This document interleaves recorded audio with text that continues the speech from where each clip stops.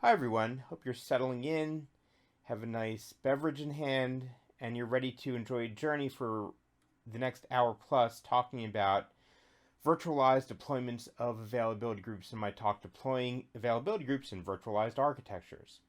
One of the reasons I wanted to do this particular talk is most of my customers are virtualized, and I see a lot of common threads. And virtualization here is not just on premises, such as VMware or Microsoft's Hyper-V or Nutanix's AHV. There's also the IaaS platforms in the cloud. I've got another talk which is specifically more cloud focused, but I do have some cloud things in this talk.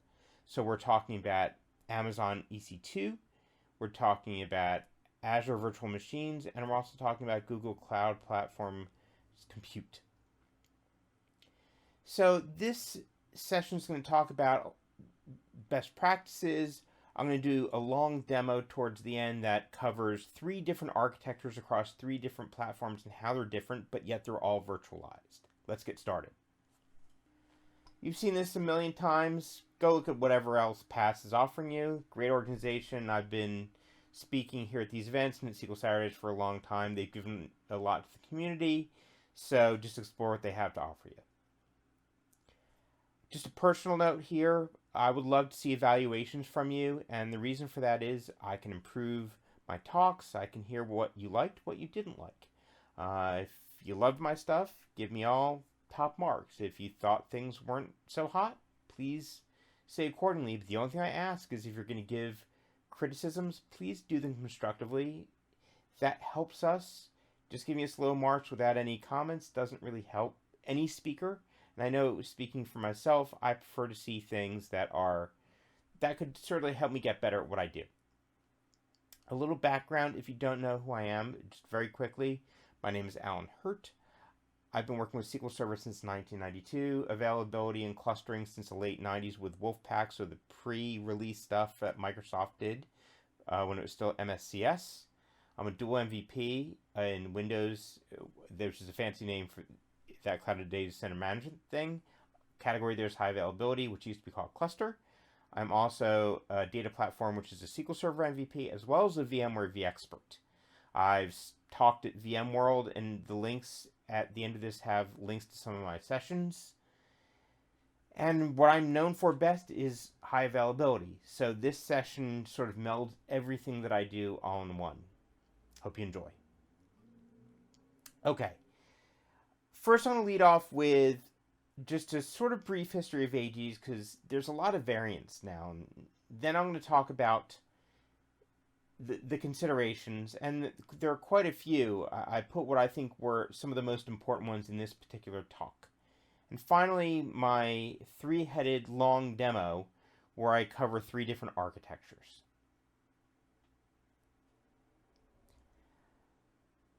This is my rant. If you've ever seen me on Twitter or read my blogs, you know I'm pretty much a stickler for terminology and using the right words and feature names. The availability groups feature is not called always on. Always on is an umbrella term that covers always on availability groups, which is the formal full name, as well as always on failover cluster instances, or FCIs. Those are the traditional older style clustered instances that you implement with shared disk. That's not what we're talking about here, but understand that always on, if you just use it, means 2 things, 2 features. It's an umbrella term. Always on has a space now, so I see people using it all kinds of ways, with a space, without a space, with a dash. Please don't do that. The abbreviation is AG. It's not anything else. Now, AG, you can read that. Just please adhere to the standards and don't ever really say always on cluster. There really is no such entity. Again, quick history because you kind of need to understand where we were to where we are today. AGs were introduced in Enterprise Edition only in SQL Server 2012. They provide database level protection. What does that mean? It means that anything sitting outside the database, logins, jobs, linked servers, you name it, that's not captured in that transaction log of that database, you have to account for in some way. It's not database mirroring, even though it has some similar underpinnings. It is a very different feature. You don't have shared storage. There's a bunch of reasons why it's different, and you can read that stuff. I'm just giving a little bit of history here. This is the more important slide. There's a lot of variants of availability groups.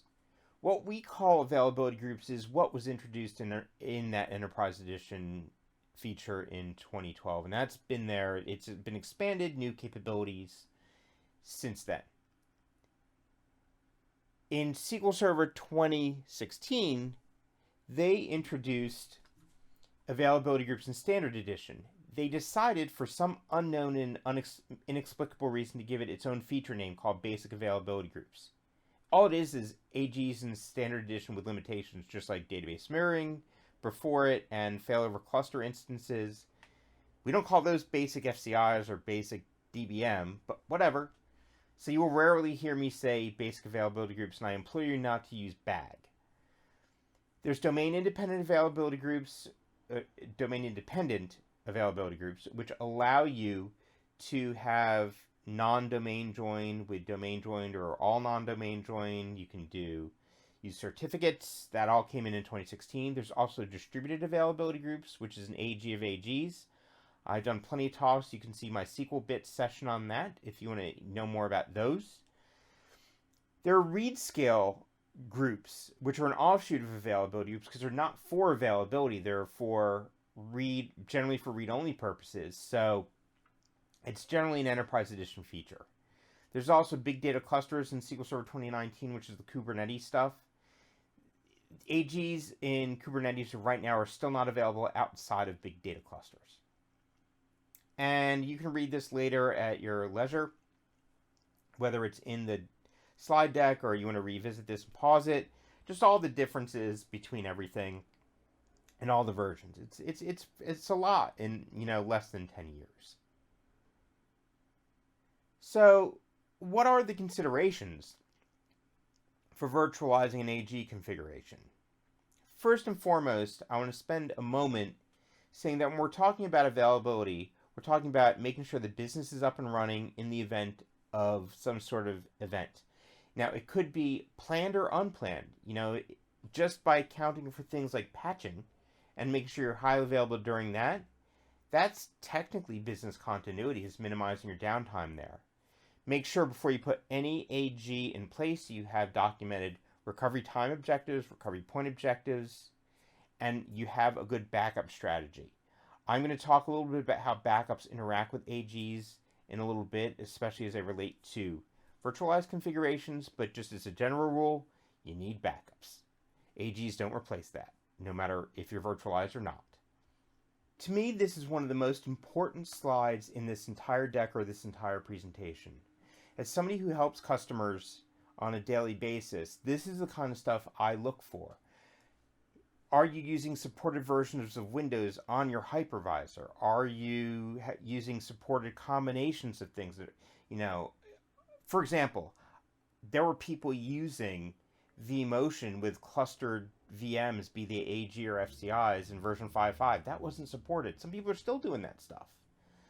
So, a couple of things here. First, that compatibility guide, you should always reference it. That compatibility guide from VMware if you're using on-premises stuff, and even if you're using their cloud-based stuff, will tell you what hardware is certified for what version of vSphere, what versions of Windows or Linux are supported with versions of vSphere. Now, VMware generally doesn't care about SQL Server versions. The only time they generally do is with shared disk clusters, so FCIs. We're not talking about that here, so generally doesn't matter. Make sure, just like Windows and SQL Server, you follow the support lifecycle matrices for VMware and your other products, right? That configuration is maximum. If you ever want to know how many vCPUs, what are the maximums I can configure for a VM, that's what that is. Obviously, anything you do inside a guest, be it on premises, be it in a cloud, whatever, you have to adhere to normal best practices if you would doing it physical, okay? And there's some other things for virtualization, but just know that supportability really matters, and if you get this wrong and you try and call for support and they find things are wonky, They might tell you, hey, we'll do best effort, but we're not sure. And it also, I see a lot of people cutting corners. So please take this one very, very seriously. I'm going to show this in the demo later in vSphere, but you set anti-affinity. Now, what does that mean? Simply put, you're telling the hypervisor not to have your your VMs with AGs running in them running on the same hypervisor host. So if you're using it purely for availability, then that's what you need to do. I mean, it makes sense if you think about it. You would have a single point of failure in a single host. Now, there are other things we're going to talk about in terms of single points of failure, but you want to avoid that kind of stuff. This annoys virtualization admins because it gives them less flexibility in moving things around. I get it. Again, I work with customers that run into this all the time. But if this is an availability configuration, you're going to want to configure anti-affinity. I mentioned this briefly on the previous slide, but if you're using VMware, please make sure that if you're using vMotion, which is the ability to move VMs fairly seamlessly without powering them down from host to host, that if you're using vSphere 6 or later, most of you are, most of my customers are at like 6.5 now for the most part, and you have to potentially modify some stuff inside the guest, so understand that. You technically only need one virtual network card or VNIC. I'm going to address that in the demo, so we'll touch on that more later. From a performance perspective, much like a standard physical, but it could be glaring here, and it bleeds into something that I might not have put here in the deck, but I'm going to talk to here, is that your network performance, because you're sending your transactions across the wire, using the SQL Server's process, right? So your network has to be reliable, has to have good throughput, but it also means that you need to have good IOPS. You need to have good throughput on your disks, right? So, and that's true again on-premises or in the cloud. I've seen cases where people were under power, or in the case of, say, on-premises, they've got noisy neighbor syndrome, where they've got an oversubscribed hypervisor host, where you have a million things crammed onto a single host, and one thing is affecting another, and they don't understand why things are performing like crap. So understand that noisy neighbor factors in here as well into this performance stuff. Is your platform natively using deduplication? Your storage may do it already, which is a separate issue, but if you're using stuff that's platform-based in your hypervisor, that means you essentially have a single copy of the data, if you will. And deduplication, obviously when you're going for availability, may not be the best thing. In your on-premises hypervisors, VMware, AHV, stuff like that, please don't then provision the disks. Now, it's not just a performance thing. It's sort of anti, sort of mission critical. Everything's there for you. I get it's not as agile, and if you have a really large database, you may not want to allocate all of that, but there's a balance here somewhere. Because if you're hotspotting like standard T-log and it's always expanding, that could be a problem. This in general is a very 30,000 foot view of what things look like with on-premises hypervisors. You've got hosts, which is the servers running the software that allows virtualization to happen. And those hypervisor hosts have one or more VMs running on them. And then you create the AG that would span those VMs, and that storage, which is individual to that VM in this case, sits on underneath data storage. And you're going to see some of what that looks like in an upcoming slide, because I'm going to show you something around that. But why do I have 3 hosts there? And this is where virtualization admins, I can tell you, hate me. Is that if you've got, in this case, a very simple 2 replica configuration for an availability group that's virtualized. If you want to use something like vMotion or live migration in Hyper-V, and you want to move, say, that one that's running on host 1, if you have anti-affinity set that those two can't be together, they can't run on host 2 at the same time. Sure, you might be able to override it temporarily, but that rule is going to kick in to go, hey, you need to be separate. So that's why you need at least a +1 host that deals with that spillover, if you will. So now your AG architecture is informing your underlying architecture, and you know the underlying architecture came first, so there's some contention here. I've seen this with customers. Just understand, I get it, that, having that third host isn't always possible, but this is more of the ideal in a very simple use case scenario. This is the interesting one. So this is what I call, well, I'll tell you what I call it in a little bit. Let's get through some of this, and then you'll see why I mean what I want to call it. So let's say your hypervisor, and this is on premises, and I'm simulating either VMware or Hyper-V with a CSV or clustered shared volume here. From a virtualization admin perspective, they love this. They would love this. They have a single data store with all the virtual disks, and both of your virtualized cluster nodes are sitting on a single hypervisor host. I'm sure you see the problem with this. This really isn't highly available. This is better. The VMs are split, but your storage is all sitting on the same underlying stuff. Better, even still, sort of what I talked about. Now we get the anti-affinity and decent failover stuff, but our data's still sitting here.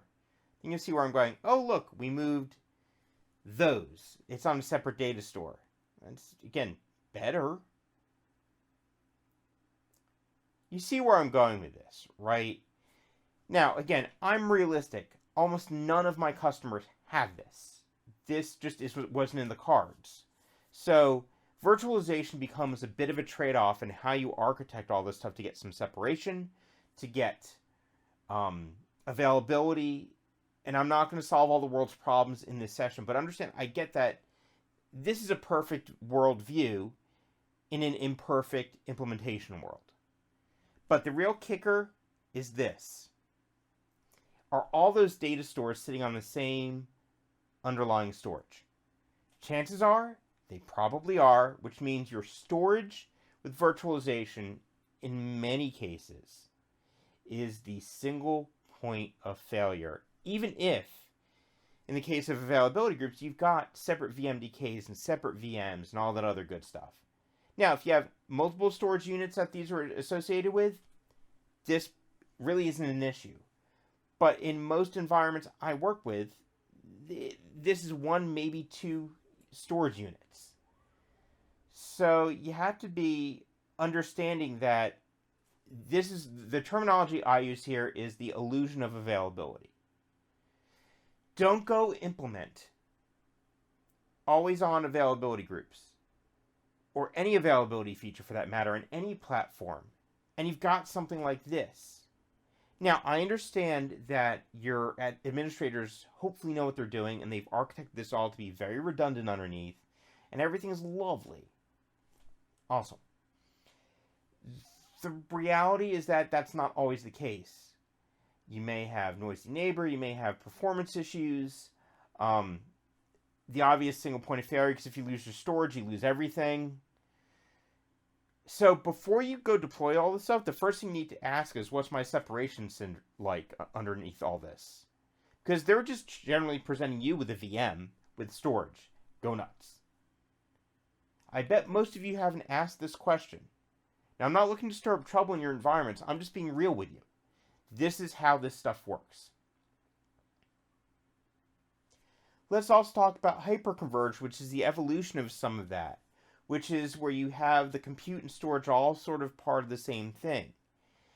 And VMware has flavors of it, Microsoft has flavors of it, Microsoft Storage Spaces Direct. You have vSAN and VxRail type stuff with VMware. Nutanix's AHV has some of this. But the way those work is that they achieve a lot of redundancy by having additional copies of things. So in some of them they have what's known as a duplication factor, right? you have a duplication factor of X where you have X copies of this. So how does an AG work in a world like that? So if you have multiple replicas, so if you have a primary and a secondary, that means if you're using one of these platforms, you may have 4 or 6 copies of the data. You're consuming a lot of space. So if you're doing hyperconverged with AGs, watch your disk space. Also watch the fact that it's copying this stuff around, meaning it's taking up bandwidth, it's doing a whole bunch of stuff. So the thing I'll tell you is if you're using hyperconverged, just understand what you've got going on and sort of ask yourself, do we still need AGs for availability? You may or may not. Now, personally, obviously that boils down to a whole separate discussion of who has control, whose responsibility. That's outside the purveyance of this particular talk. But personally, I still think AGs have value in a scenario like this, just being honest with you. You just have to understand the technical sort of downside to all that redundancy. Now for vSphere, I already talked about thin provisioning, but please don't do that. With vSAN, you need a minimum of 3 vSAN nodes. You have to use things like fault domains. There's a good link for you that you can check some good best practices there if you're using vSAN with AGs. I promised I'd get to backups and specifically what they mean to AGs. Because when you're virtualized, and I work with customers all the time where they use insert name of popular third-party product here, be it something like Commvault or Veeam or any of the Microsoft products, whatever. They all have flavors of being able to back up virtual machines.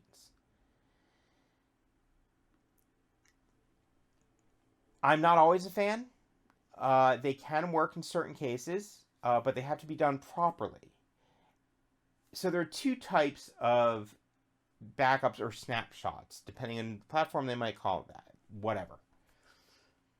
There's crash consistent and there's application consistent. What you want to understand in your environment is if you're getting application consistent, because if you have only crash consistent, it's going to break SQL Server and it may break your AG and may break your VMs ultimately. So don't do that. So talk to your backup admins or your virtualization admins. Now the app consistent stuff reaches in, does a proper freeze and a thaw of the I/O, which you do see in the log, but the problem with that is if you're using availability groups, if it interferes with the log in such a way, it could cause issues with your AGs. I saw this with one customer, especially up in Azure, where they were using the IaaS VMs, and they had some issues when they were doing the snapshots of their VMs up there, so they had to disable those and go to traditional SQL Server backups.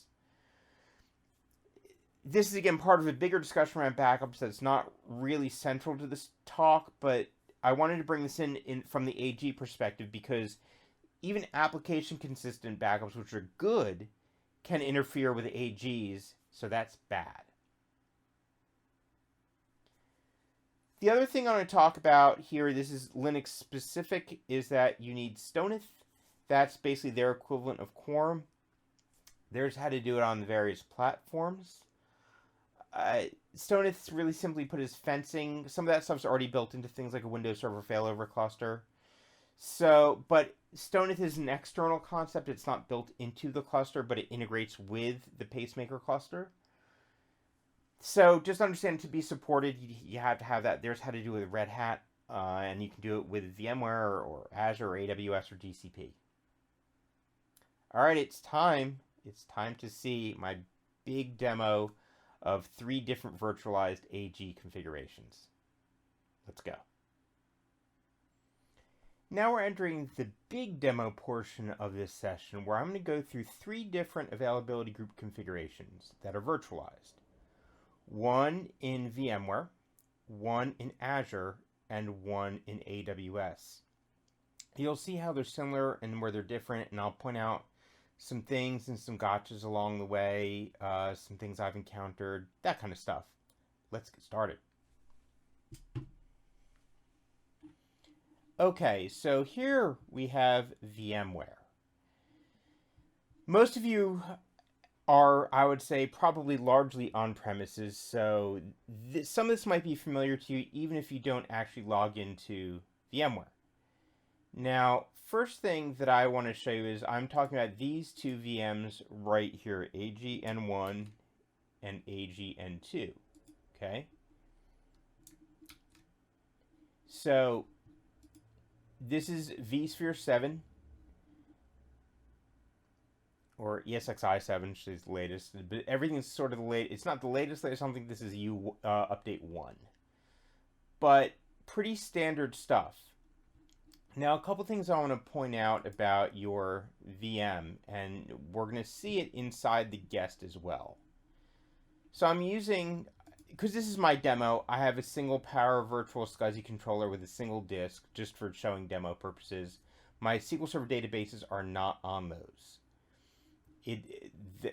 Sorry, they are on these. They're not on the LSI Logic SAS. I misspoke there. I'm very sorry. Again, I don't have a lot of memory because this is just a quick little demo system. The thing that I want you to note here is that there's a single network adapter, and we're gonna come in back and talk about this throughout all of them, but especially we're going to first really address it when I go into the configuration, because it's a common question that I get around clustered configurations and virtualization, both for AGs and for the clustered instances or FCIs of SQL Server. So again, pretty standard stuff. Again, this isn't a real production environment, but there's nothing here that I would look at and cock my head at and go, other than the CPUs for licensing. Like, that's not something I would do in a production environment. This other one, again, very similar. Now, one nice thing about this VMware is you can kind of see the clustered IP addresses and stuff. Again, none of this is neither here nor there. This is just showing you a little bit about VMware.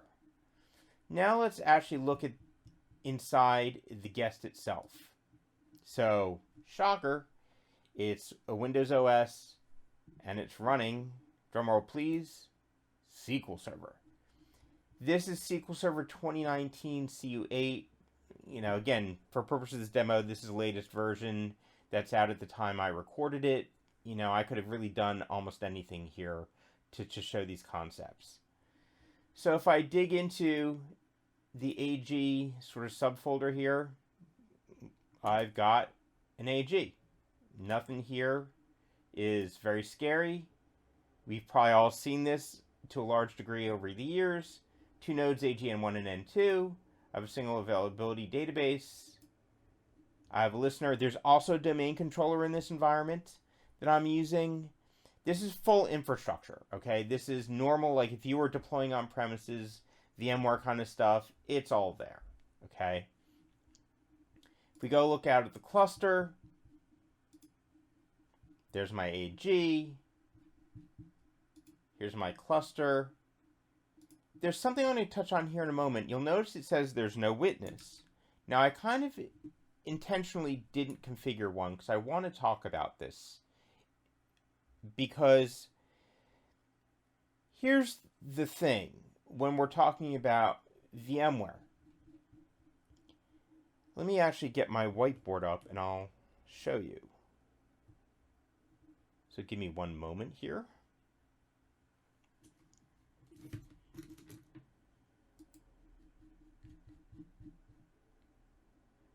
All right, here comes my whiteboard. So when we're talking about VMware, let's say this is all done right, okay? And I've got my hosts. Where did my cursor go? Okay. I've got my hosts.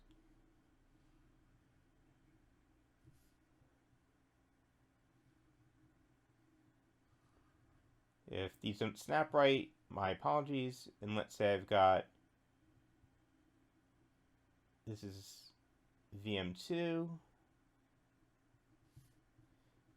This is VM1.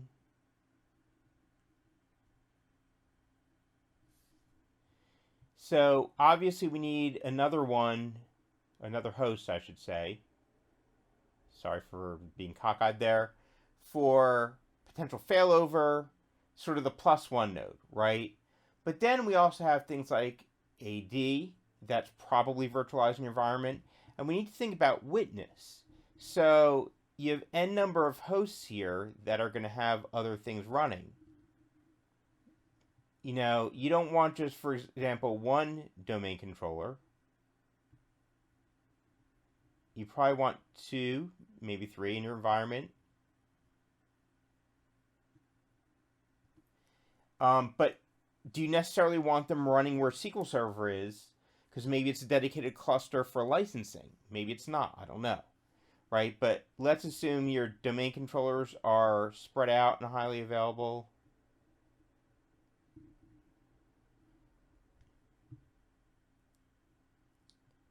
Brings up the question of witness. Now, if we're purely talking about witness as a concept, that's just a piece of, it's something you need to configure for quorum for a Windows Server failover cluster. You don't want to share disk, and I don't want to totally get into that in this talk because it's not really FCIs, but this whole talk, I haven't really talked about shared disk because AGs don't really need it unless you have an FCI in the mix. The only real exception to that rule is DTC, and under VMware, to do shared storage, depending on what version you have, your options are different. And shared storage with cluster configurations of VMware is always inherently a more difficult proposition. So a disk witness to me is pretty much out of this equation. Then we have really 2 other options, file share witness and cloud witness. Now, cloud witness up in Azure is arguably the best option. That's Windows Server 2016 and later. The problem there is if you're not connected to the internet or, we'll talk more about cloud witness when I show Azure, but it's kind of like file share witness except up in the cloud. It's no security threat or anything, but if you can't do it, you can't do it. Which leaves us with file share witness, which means we need a file share, okay? And that file share needs to be highly available, just in case. I don't know what's up with me in drawing today. Sorry. I'm not going to go redo this demo. So you need file share, maybe have another one here that's its counterpart that's highly available, whatever. So, okay, great. File share makes the most sense, but at the end of the day, right, going back to what I was talking about earlier about the illusion of availability, what if all this stuff is actually sitting on the same storage? You're not really highly available in the way that you think you are. So you have multiple VMs, you have all this other stuff. But for me as a whole, just taking that aspect out, because I've kind of beaten that to a pulp, I would use file share witness on a file share somewhere in your VMware environment. That's just the easiest thing to me here.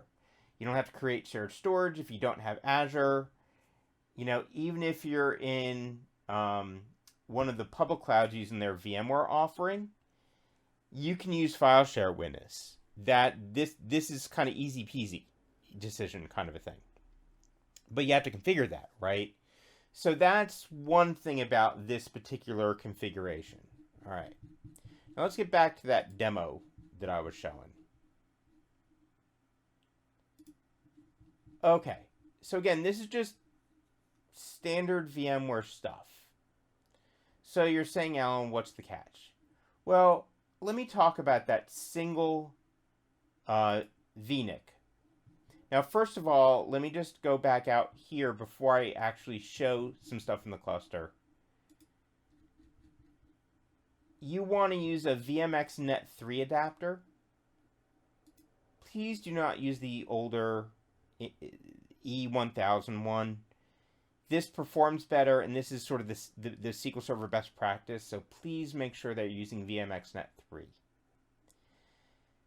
But again, there's a single one. Let me show you what validation says. Some of you may have seen this, and if you're not running validation, shame on you. But again, this isn't the talk to go through all that stuff. That's just sort of 101 level.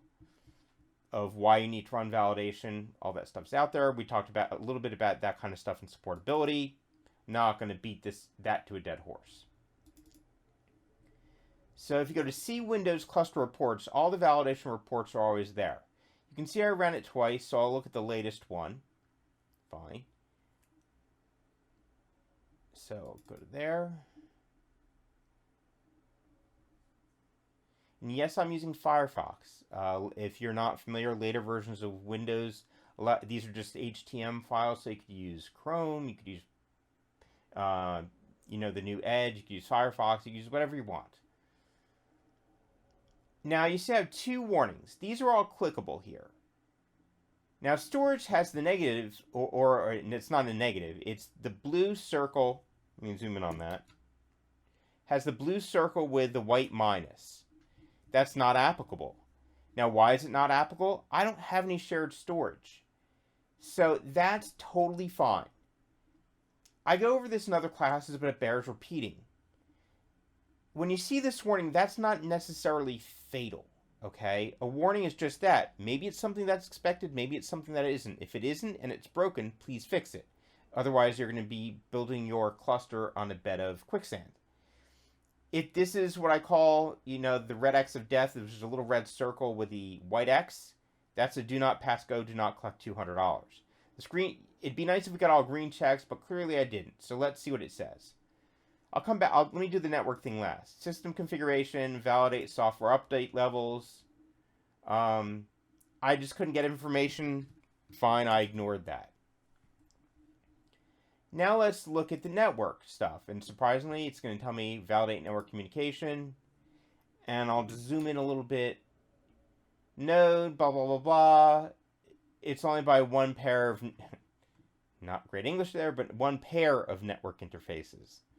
It's not even a pair, it's a single adapter. Okay. So why is this sort of not a thing? Or to have more than one? Well, here's the deal. And I'm probably going to go back to drawing some terrible pictures. So in the days of old, when everybody was still doing physical stuff,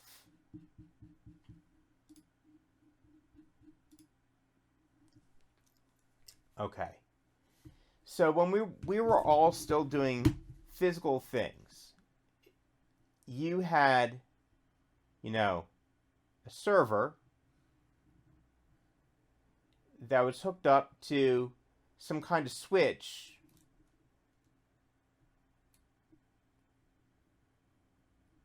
Maybe it was top of rack or something. So if you connected this and this switch went down, let me just do a little scribble here.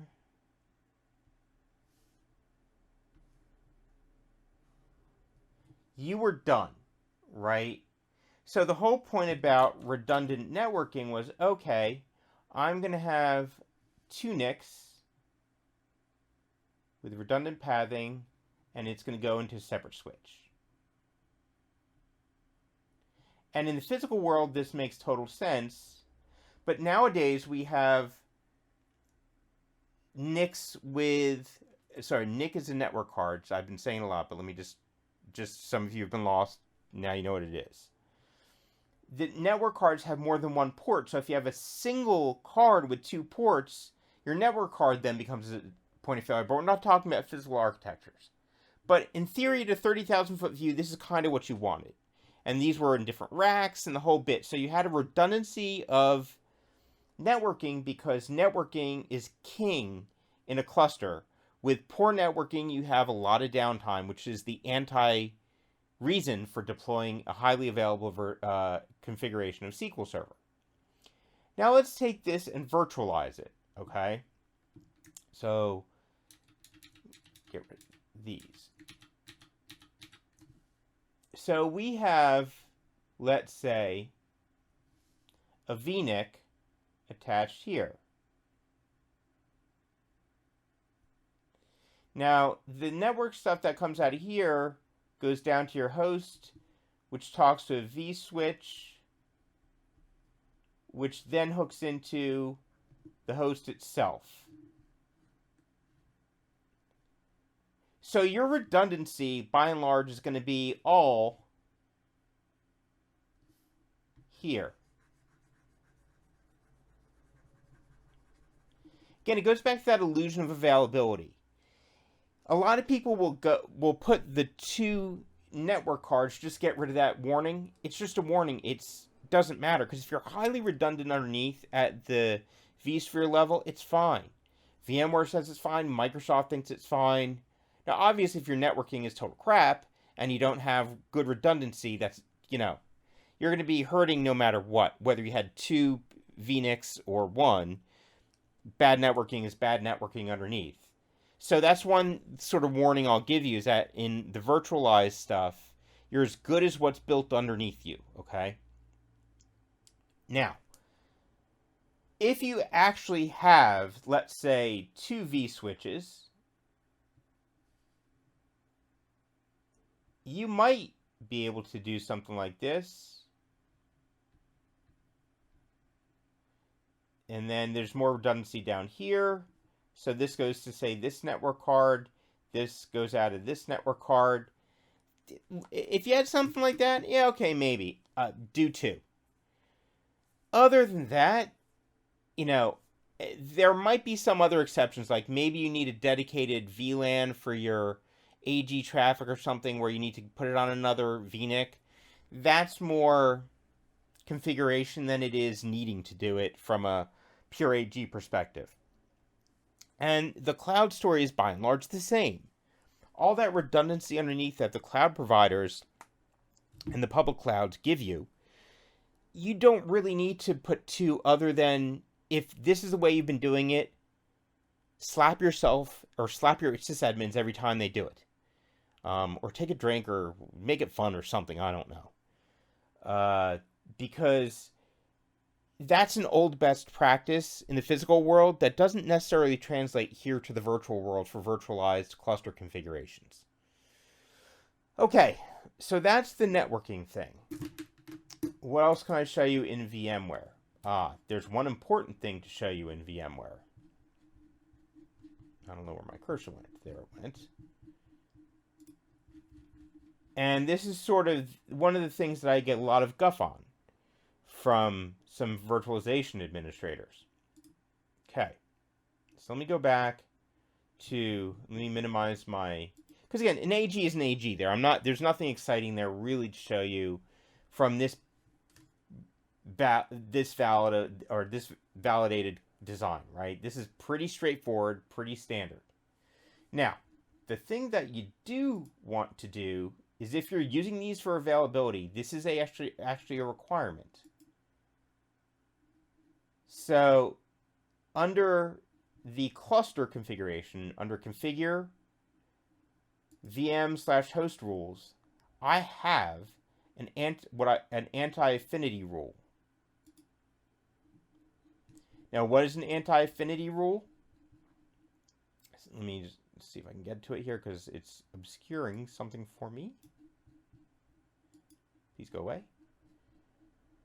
This rule basically says separate virtual machines. Basically, keep these 2 VMs on different hosts. So if, for example, host 1 goes down, then host 2 will still be running, hopefully. And that AG, if you have synchronous and you're synchronized, will pick it up. But if you're doing this for availability, putting all of your replicas on the same physical host makes no sense.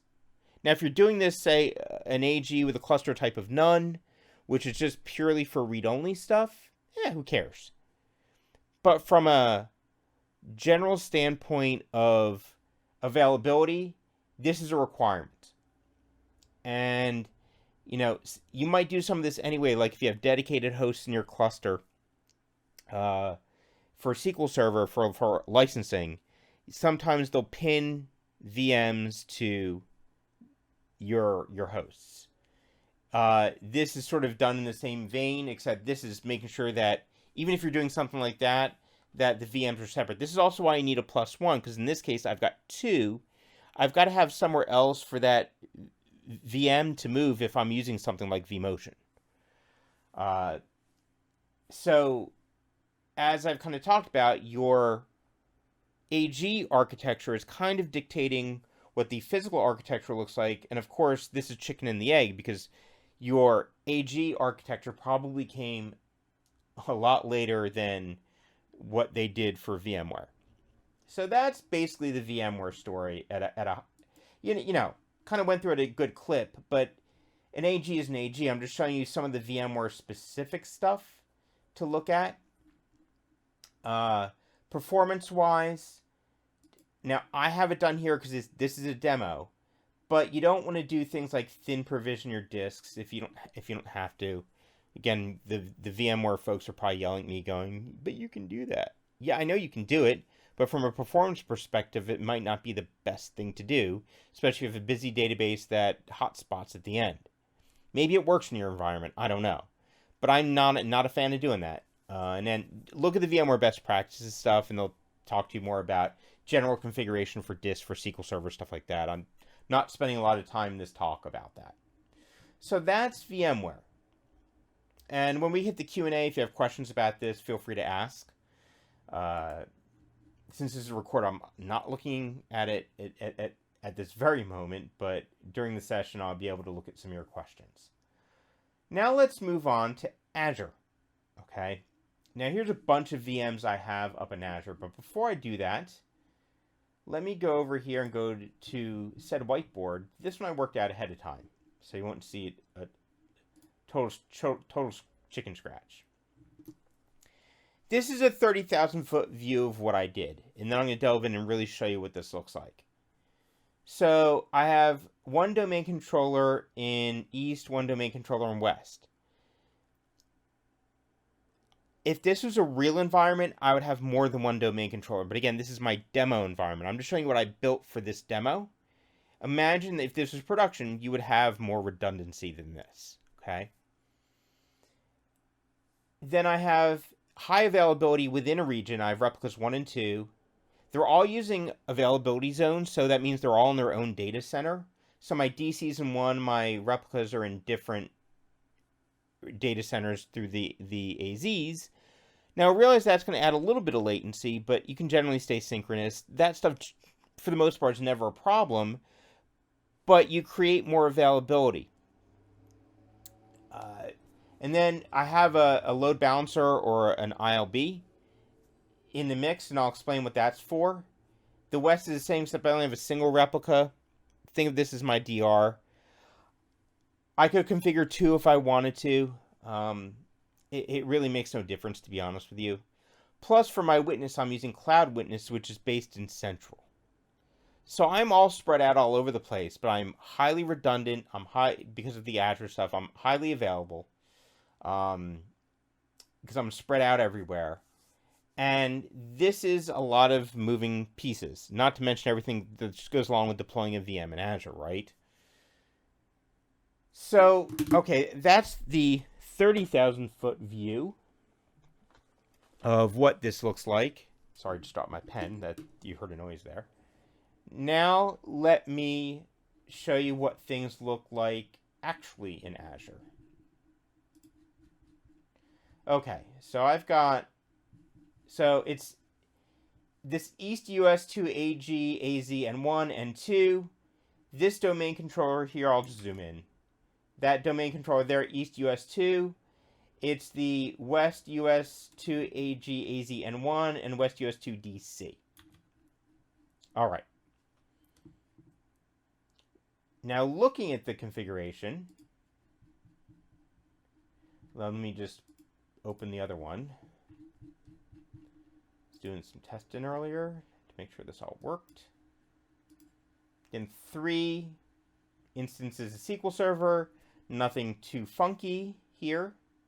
Now, this right here, you'll see a few differences. So, first of all, this is using for the cluster itself. what's called a distributed server name, or to those of us in the business, a distributed network name. Because if we go look at the cluster group in, we'll come back to that in a moment.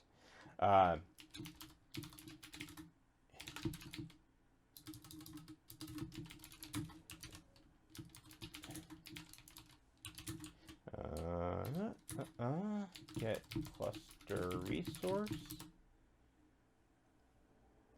You'll see there's this distributed network name. This was introduced in 2016, I believe, but really the default in Azure when it builds a Windows Server failover cluster, so you technically don't have to do a load balancer, and again, we're going to get into what the load balancer is a distributed network name. Now, you still need the objects in Active Directory. That stuff doesn't go away in a traditional cluster. So I've got a distributed network name here. I don't have an IP address associated with the Windows Server failover cluster. I've got two AGs here. One, and they're probably pretty self-explanatory, and I'm going to show you what they are and how they connect. One called Normal Listener AG and one called DistNet Name Listener AG. I think you can figure out what that is. So I use a distributed network name for one of them. Now, if I go back to SSMS here, okay. Right now, AZN1 is my primary. Let's look at the distributed network name. So if I try, and please, and I'm showing this because it's the easiest way to demo this, but in a production environment, I strongly recommend never to do this for administration and normal purposes. Please leave the listener name to applications, okay? So if we look at the distributed net listener, and I can connect to it, great. Now what I'm going to do is I'm going to fail this over. I'm going to disconnect from here. And I'm going to fail this over to East US 2. I know I could do this via T-SQL or something, but quite frankly, this is just easier from just a pure demo perspective, plus it's visual. All right, it's going to fail over here. I'm synchronized, so I have no issues. So right now, just to show you where I am on, all right, failed over, node 1. So now if I try and connect to that listener, I should be able to connect to it, no problem. Awesome. Now with this other one, Normal Listener AG, it's currently the primary on the node I'm running on. So if I connect to Normal Listener, it works. Now, I'm going to fail this over here.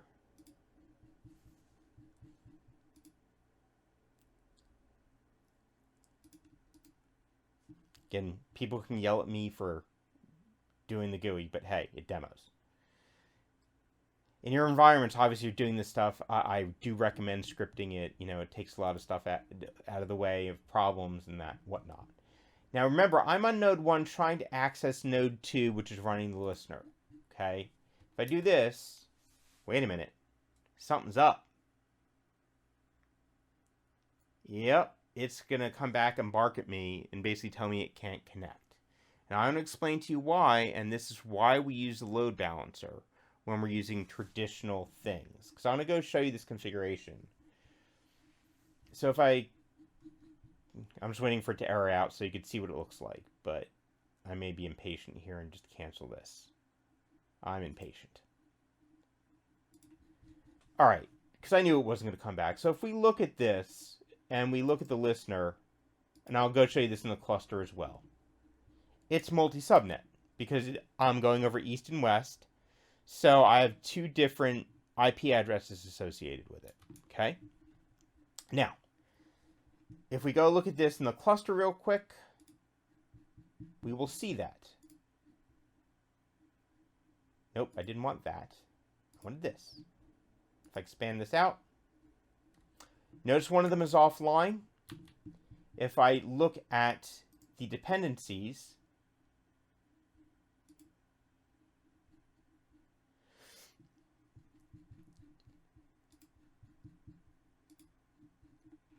you'll see that it's an OR dependency, meaning one or the other has to be online.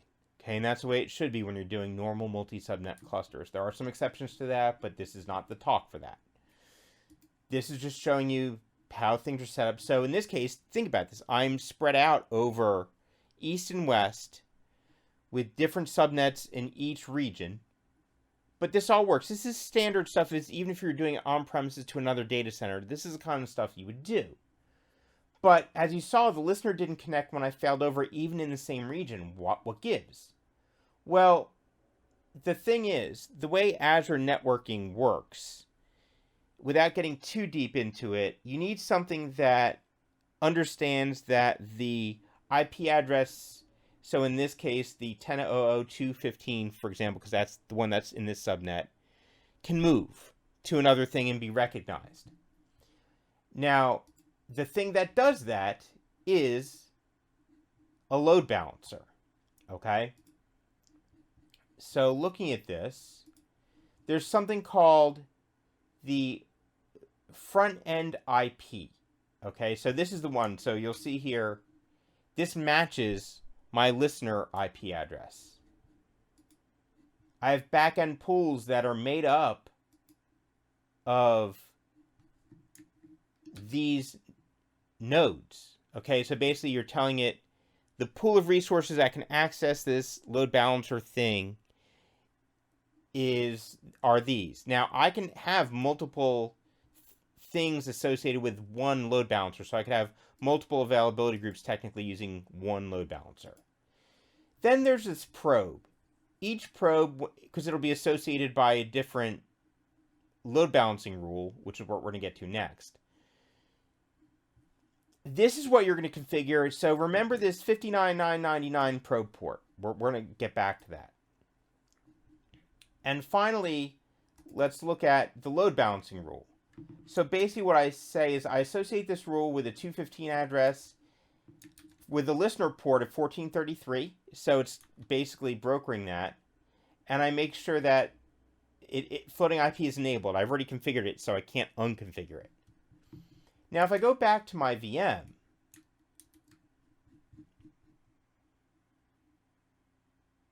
nope, not that.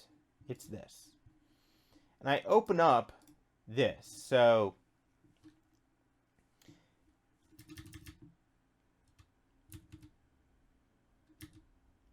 we'll get there. Okay, so I'm going to show you my resources that have the IP address. Now, I'm going to also do this. So, get cluster.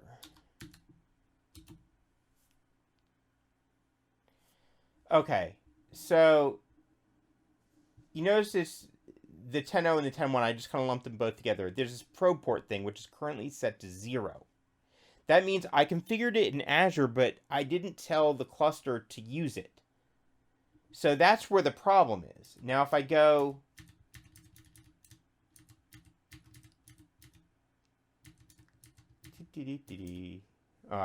heck with it. I'm going to type it.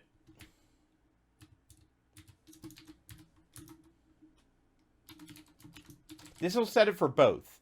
Now, I generally don't recommend you doing this because if you have other stuff with IPs, it's going to set it there. You don't want that. But these are the only two IPs, and I know in each region, and I'm going to get to that in a second, it's set to be the same. 59.999. Now, for this to take effect, things have to come on and offline, so I'm just going to stop the roll. So, just again, know that old school, we used to call the buckets that contain all the resources groups. That's what still is in PowerShell, but in the UI, it's role. So if I do normal listener AG, and then I do a start,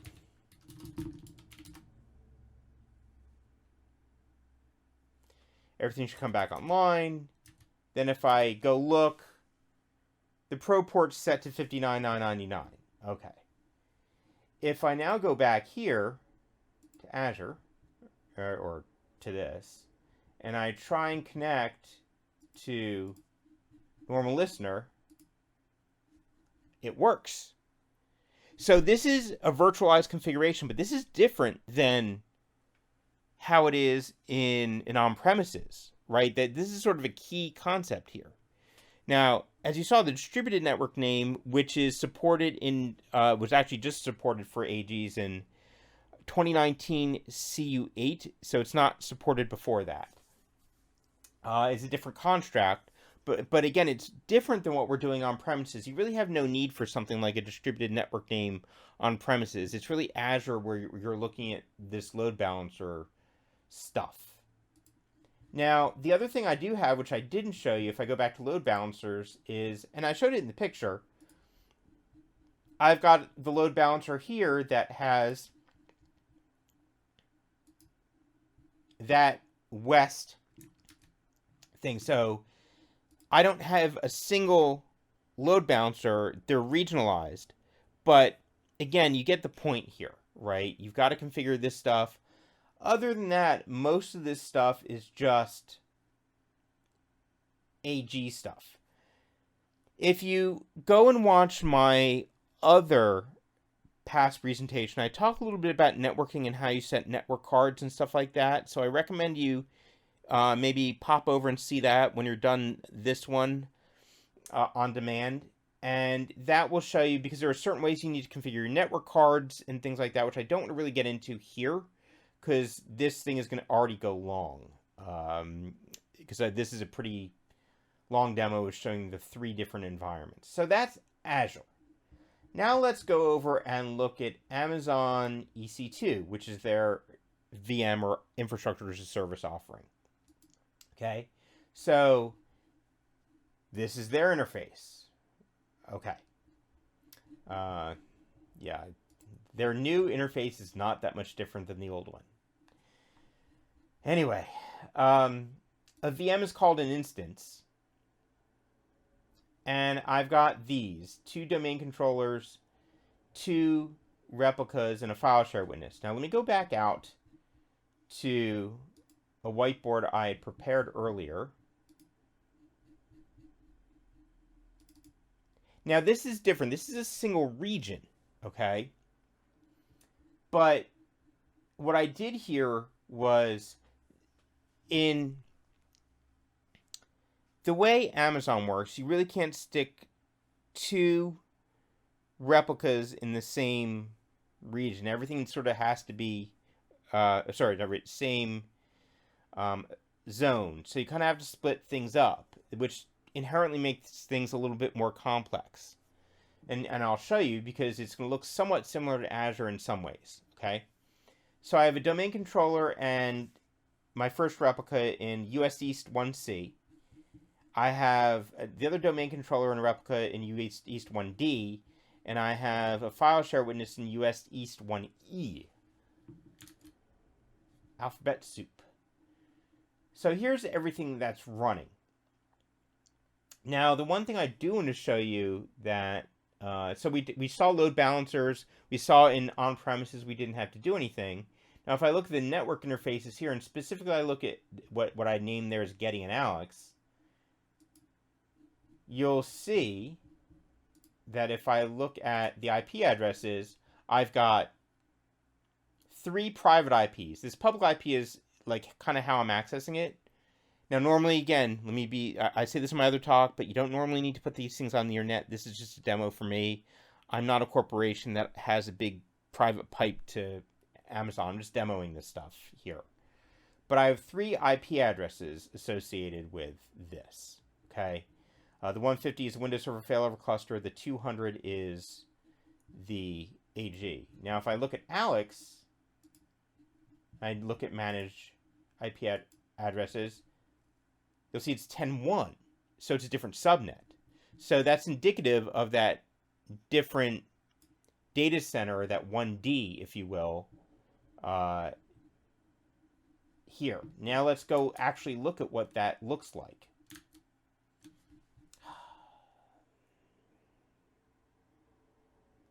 That is this. So here's Getty and Alex. Again, here's an AG. Nothing too exciting. Now I've got a listener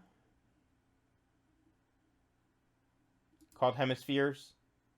If I look at its configuration, you probably already guessed what it is based on some other stuff I've already shown.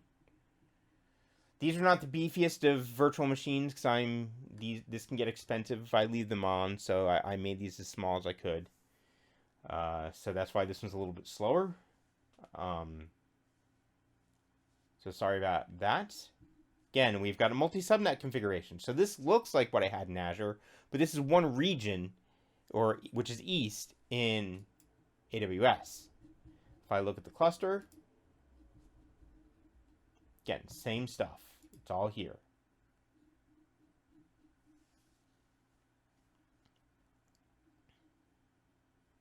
Sorry, it's taking a moment. But the reason I use file share witness here is largely the same reason I recommend that in vSphere, which is disk witness is evil in this case. You really don't want that. You might want to put your cloud witness in Azure because that's the only place it can go. But if you're heavy baked into the AWS ecosystem, you might not do that, or your company may not let you. So file share witness makes the most sense. Now, in a real world, I'd probably make the file share highly available, so I'd spread that out over, some cluster configuration or whatever. But beyond that, it's all, similar stuff. So now what I'm going to do is I will actually show a failover. So this is the primary and Alex is the secondary. So let me pull up, make this smaller so you can kind of see side by side what happens.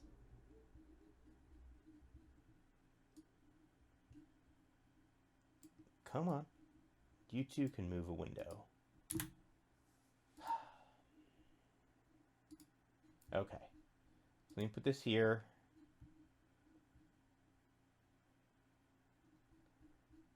Okay, so we see that right now it's running in the 10.0 subnet, so it's running where Getty is. So I'm going to just move this over just slightly bit more to the right. Come on.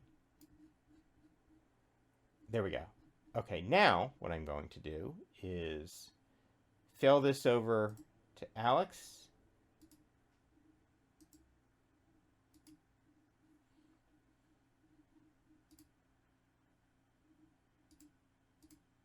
Now this is synchronous. Again, remember, I'm crossing regions. I'm not throwing a ton of load here, but I'm just showing this is also possible.